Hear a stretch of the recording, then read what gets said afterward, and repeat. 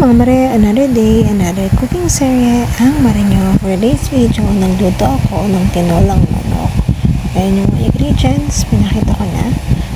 Pag niluluto pala ako ng tinolang manok, pinapan-fry ko rin pala muna ang manok para mawala ang lansa nito at matanggal din ang mga excess na mantika. Sangkotsahin muna.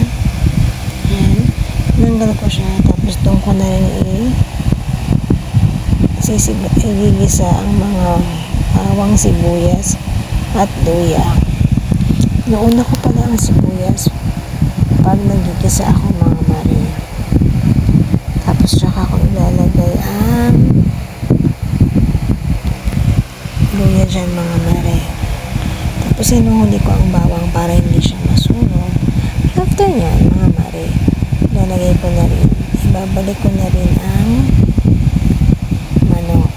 Tsaka ko na rin siya lutuin para yung mga dyan yung masarap na part. Tsaka ko dati gigisa, mga mare. Yan yung ulam namin, good for 4 person na yan. Si daddy hindi rin kumakain sa amin ng lunch. Pag gabi na rin, hindi na rin siya kumakain. Kaya kasya na sa amin ng mga bata yan, mga mare. Kunti lang talaga ako magluto kasi ayoko na may tira, mga mare. Yan. Nilagyan ko ng sapat na tubig para makover yung manok. Tsaka ako nilagay yung sayote.